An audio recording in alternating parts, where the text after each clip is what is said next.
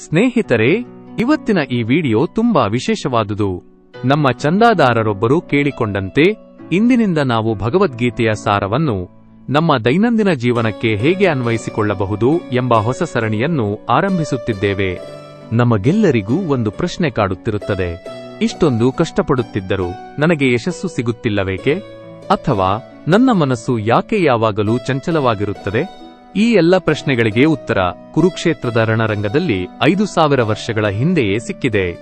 ಭಗವದ್ಗೀತೆ ಕೇವಲ ಒಂದು ಧಾರ್ಮಿಕ ಗ್ರಂಥವಲ್ಲ, ಅದು ಬದುಕಲು ಕಲಿಸುವ ಕೈಪಿಡಿ. ಇವತ್ತು ನಾವು ಪ್ರತಿಯೊಬ್ಬರೂ ಅಳವಡಿಸಿಕೊಳ್ಳಬೇಕಾದ 3 ಮುಖ್ಯ ಪಾಠಗಳ ಬಗ್ಗೆ ಚರ್ಚಿಸೋಣ.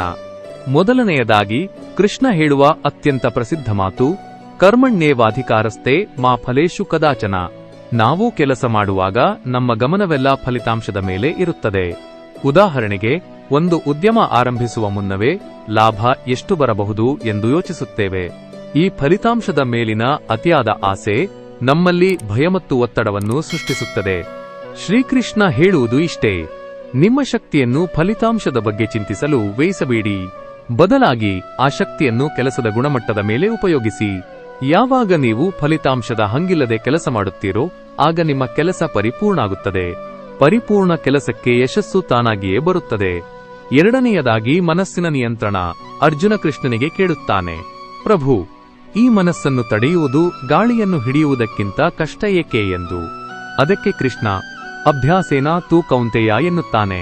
ಅಂದರೆ ನಿರಂತರ ಅಭ್ಯಾಸ ಮತ್ತು ವೈರಾಗ್ಯದಿಂದ ಮಾತ್ರ ಮನಸ್ಸನ್ನು ಗೆಲ್ಲಲು ಸಾಧ್ಯ. ಇದಕ್ಕೊಂದು ಸುಂದರ ಉದಾಹರಣೆ ಇದೆ. ನಮ್ಮ ದೇಹವೇ ಒಂದು ರಥ.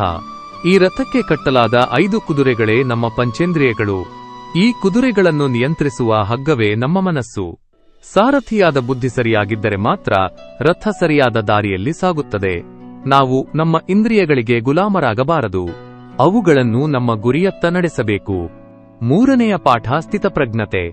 ಜೀವನ ಅಂದ ಮೇಲೆ ಲಾಭ ನಷ್ಟ, ಸುಖ ದುಃಖ, ಮಾನ ಅವಮಾನ ಇವೆಲ್ಲವೂ ಇದ್ದೇ ಇರುತ್ತದೆ. ಇವುಗಳ ನಡುವೆ ನಾವು ಸ್ಥಿರವಾಗಿರುವುದು ಹೇಗೆ? ಕೃಷ್ಣ ಹೇಳುತ್ತಾನೆ, ಸಮತ್ವಂ ಯೋಗ ಉಚ್ಯತೆ. ಅಂದರೆ ಸಮಾನವಾಗಿ ಸ್ವೀಕರಿಸುವುದೇ ಯೋಗ. ನಮ್ಮ ಜೀವನದಲ್ಲಿ ಯಾವುದೋ ಒಂದು ಸಣ್ಣ ಸೋಲು ಬಂದಾಗ ನಾವು ಕುಗ್ಗಿ ಹೋಗುತ್ತೇವೆ. ಯಾವುದೋ ಒಂದು ಗೆಲುವು ಬಂದಾಗ ಅಹಂಕಾರ ಪಡುತ್ತೇವೆ. ಆದರೆ ಗೀತೆ ನಮಗೆ ಕಲಿಸುವುದು ಏನೆಂದರೆ, ಇವೆರಡೂ ಕ್ಷಣಿಕ. ಸಮತೋಲನ ಕಾಯ್ದುಕೊಳ್ಳುವವನೇ ನಿಜವಾದ ಸುಖಿ. ಈ ಸೂತ್ರವನ್ನು ನಾವು ನಮ್ಮ ಕಚೇರಿಯಲ್ಲಿ, ಮನೆಯಲ್ಲಿ ಅಥವಾ ಸಂಬಂಧಗಳಲ್ಲಿ ಅಳವಡಿಸಿಕೊಂಡರೆ ಜೀವನ ತುಂಬಾ ಸುಲಭವಾಗುತ್ತದೆ.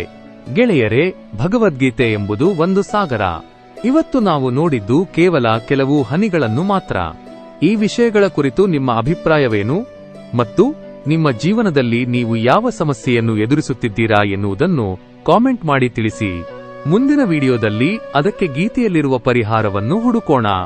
ಈ ಪ್ರಯತ್ನ ನಿಮಗೆ ಇಷ್ಟವಾಗಿದ್ದರೆ ಈ ವಿಡಿಯೋವನ್ನು ಶೇರ್ ಮಾಡಿ ಮತ್ತು ನಮ್ಮ ಚಾನೆಲ್ ಸಬ್ಸ್ಕ್ರೈಬ್ ಮಾಡುವುದನ್ನು ಮರೆಯಬೇಡಿ.